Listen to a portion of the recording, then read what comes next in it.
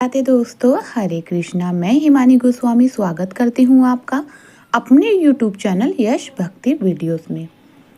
भगवान श्री कृष्ण की कृपा आप सभी के परिवारजनों पर बनी रहे। इससे पहले माघ मास महात्म्य के 21वें अध्याय में आपने सुना था कि किस प्रकार देवनिधि ने महर्षि लोमस से उस स्तोत्र को सुनने का अनुरोध किया था, जिससे ब्राह्मण ने भगवान को प्रसन्न किया था।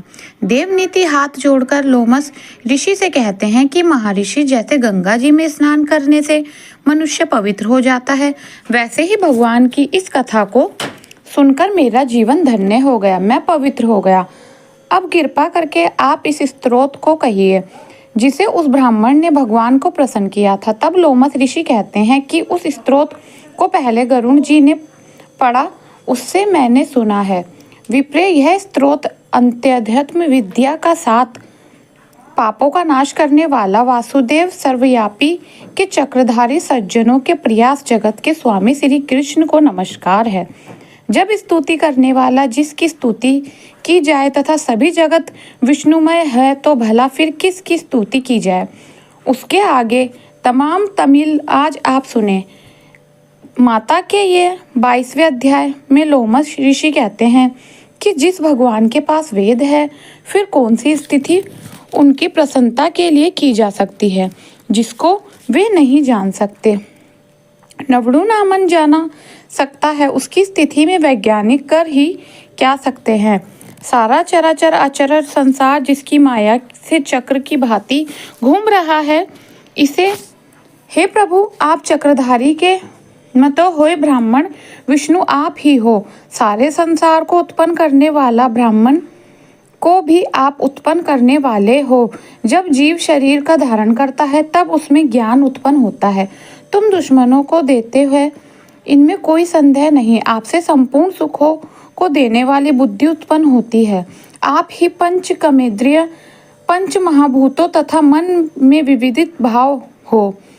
श्री ब्रह्मा जी विष्णु रुद्र की कल्पना से आप संसार की कल्याण इसी प्रकार करते हो, जैसे पिता पुत्र की कवियों में जो रूप शोभा देता है। और निगुण विष्णु भगवान को मैं नमस्कार करता हूँ, जिसमें ज्ञान रखने से त्रुटियों में कहीं वे कर्मों के लोग करते हैं, उस परब्रह्म को मैं नमस्कार करता हूँ। मैं उस शत्रुहारी को, जिसको योगी लोग सब प्राणियों में आत्मा रूप में देखते हैं, उपासना करते हैं, जिसको आदित्य कहते हुए गाते हैं और यह करते हैं, उस माधव भगवान को मैं नमस्कार करता हूँ। मनुष्य को माया और मोह में पैदा हुए विचित्र अभ्यास, अहंकार तथा मम तू जनक खो देता है, उन भगवान को मैं नमस्कार करता हूँ। इस संसार में मनुष्य को मोह रूपी वायु से सदा पकाने वाली ज्वाला आपके चरण कमलों की छाया पहुँचाने से नहीं जलती, जिससे स्मरण मात्र से ही मोहक ध्यान, रोग, दुख दूर हो जाते हैं। उस अनंत रूप को मैं नमस्कार करती हूँ, जिसमें मिल जाने पर और किसी दूसरे की इच्छा नहीं रहती, जिसको जानकर अद्वैतवादी आत्मा को देखते हैं।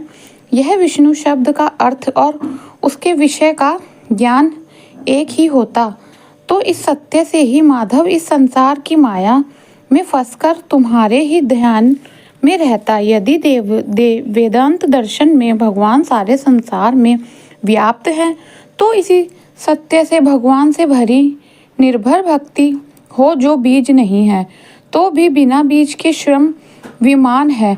वह विष्णु भगवान रूपी रंग से हमारे लिखित टुकड़ों को जो सृष्टि, स्थिति और लड़के यही ब्रह्म, विष्णु और महेश क्षतिर रूप धारण करते हैं और कार्य में सत, रज और तम इन तीनों गुणों में विद्यमान है, वह भगवान के दी मुझे पर प्रसन्न हो।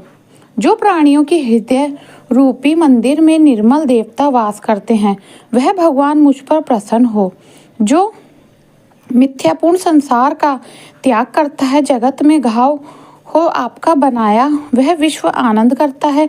आपको त्याग करने वाला आप पवित्र हो जाता है और उसका साथ रहने तुम भी उसके साथ बने रहते हो। विकार रहित जिसके चवरक पंचभूत योग से पैदा हुए चैतन्य मानते हुए उपासना करते हैं। जैन लोग आपको शरीर का परिणाम मानते हैं और सखा वृद्ध तुम्हें को प्रकृति से परे परुष्य मानकर ध्यान करते हैं।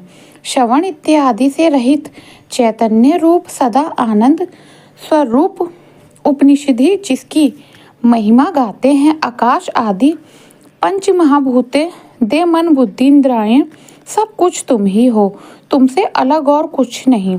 तुम सब प्राणियों को उत्पन्न करने वाले हो और मुझको शरण देने वाले हो। तुम अग्नि रविंद्र होम मंत्र क्रिया थोक फल सब तुम ही हो। कर्म के फल देने वाले वैकुंठ में तुम्हारे सिवा कोई नहीं है। हे प्रभु, मैं तुम्हारी शरण में हूँ। सब प्राणियों के हेतु तथा धन को शरण देने वाले तुम ही हो। जैसे युवा पुरुष की युवती में एक और युवती ही युवती में प्रीत होती है, वैसे मेरी प्रीति में तुम ही हो। हे प्रभु, जो पापी भी आपको प्रणाम करता है उसको यमदूत ऐसा नहीं देखते हैं जैसे उल्लू सूर्य को प्रत्येक पाप की मनुष्य को उस समय तक की सुख देता है जब तक वह आपके चरण कमलों का सहारा नहीं ले लेता।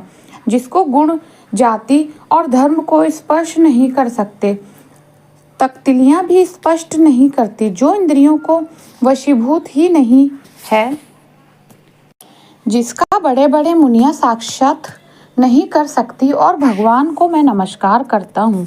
कितने ज्ञान रूपी सुंदर गुण हैं जिन्होंने सुख स्वरूपी मोक्ष रूप लक्ष्मी जी का आलिंगन किया, जिन्होंने आत्मा स्वरूप सुख भोगा है और जिन्होंने ध्यान रूप से मृत्यु को भी अपने वश में कर लिया है। ऐसे मुनियों से भगवान को मेरा नमस्कार है, जो जन्म मरण आदि से अलग है, जिसको काम क्रोध आदि तोप दुख नहीं देता।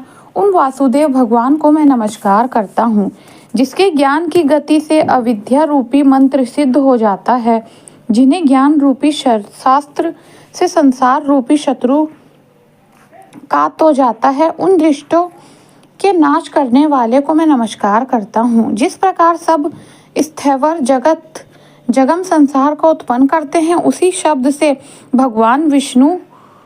भगवान मुझे भी दर्शन दे।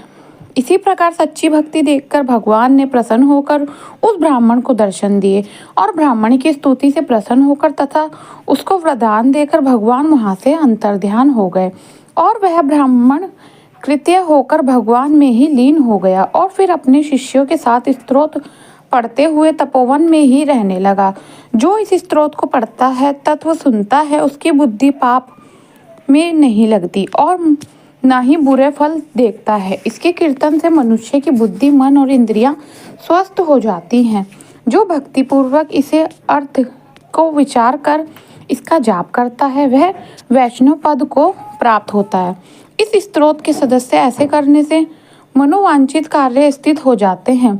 मनुष्य शूद्रपात है और धन पराक्रम और चिरायु को प्राप्त करता है। इसके पाठ से बुद्धि धन यश कीर्ति या और धन बढ़ते हैं। दूसरे ग्रह की शांति होती है। यह विद्यार्थियों और अनिष्टों को दूर करता है, दुर्गति देता है। इसके पढ़ने से सिर्फ व्याख्या चोर भूत देव पिशाच और राक्षस कभी भय नहीं रहता। जो भगवान का पूजन करके इस स्तोत्र को पढ़ता है, वह पापों से ऐसे ही अलग रहता है जैसे जल पंख से कमल। जो इस स्तोत्र को एक काल दो काल जितने काल पढ़ता है, अर्थात एक समय दिन में 2 या फिर 3 बार पढ़ता है, वह अक्षय फल प्राप्त करता है। जो मनुष्य प्रातःकाल इस स्तोत्र का पाठ करता है, वह इस लोक और प्रलोक में अक्षय सुख प्राप्त करता है। वेद ज्योतिषी का बनाया हुआ यह स्तोत्र भगवान को अत्यंत प्रिय है और भगवान के दर्शन करने वाले योग सागर नाम का यह स्तोत्र परम पवित्र है। जो कोई भक्तिपूर्वक इसको पढ़ता है, वह विष्णु लोक को जाता है। हरे कृष्णा। आज का अध्याय संपूर्ण। इसके अगले अध्याय में आप जानेंगे कि किस प्रकार लोमश ऋषि ने पिशाच के मोक्ष की कथा भी देख ली थी, कुछ सुनाई। उम्मीद करती हूँ कि यह वीडियो आपको पसंद आया होगा। अगर मेरा वीडियो आपको पसंद आए तो प्लीज़ चैनल को लाइक शेयर सब्सक्राइब करना ना भूलें। राधे राधे।